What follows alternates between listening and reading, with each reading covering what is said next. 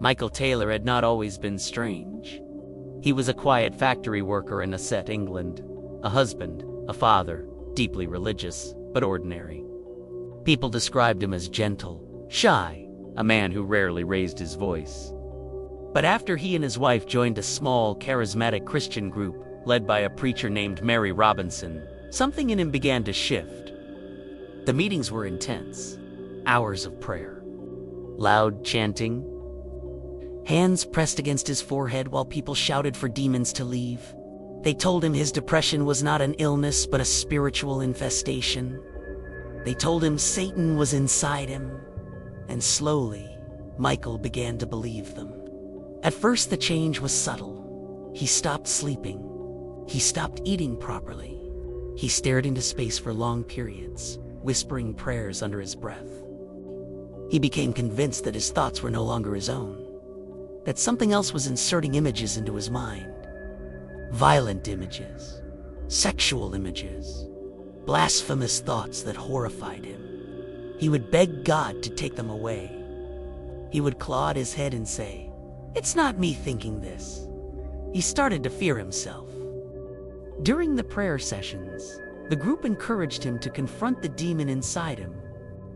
They would circle him, hands on his shoulders, chanting louder and louder until he shook, until he cried, until he screamed. They shouted at the spirit inside him, demanding its name. Michael began to convulse during these sessions. His body would stiffen. His jaw would lock. His voice would change, not in a theatrical way, but in a raw, strained, animal way.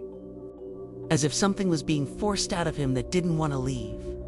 The preacher told him he was possessed by multiple demons: insanity, lust, anger, violence. They told him each one had to be driven out separately. Each session became more aggressive. They shouted inches from his face. They restrained his arms when he thrashed. They commanded him to vomit out the evil. He gagged and retched until bile came up. They interpreted every spasm, every cry, every collapse as proof that something supernatural was happening. Michael stopped trusting his own perception of reality. If he felt angry, he blamed a demon. If he felt attraction, he blamed a demon. If he felt exhausted, hopeless, confused, he blamed a demon. His identity began to fracture. He no longer felt like a man. He felt like a battlefield. The sessions went on for days. He barely slept. He barely ate. He was constantly surrounded by people telling him he was dangerous, corrupted, unclean.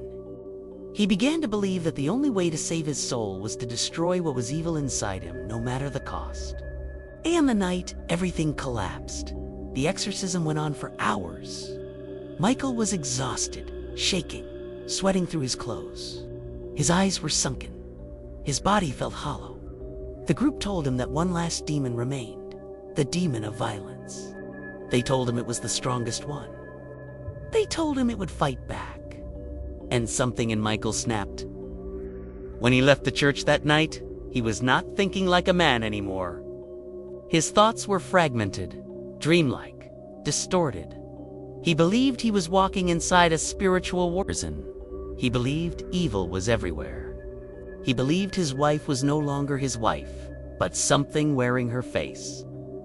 When he reached home in the early hours of the morning, he entered the bedroom where his wife was sleeping. In his mind, he was not attacking a person. He was destroying the final demon. He believed he was saving her soul. He believed he was saving himself. The violence was sudden and overwhelming. Not planned. Not methodical.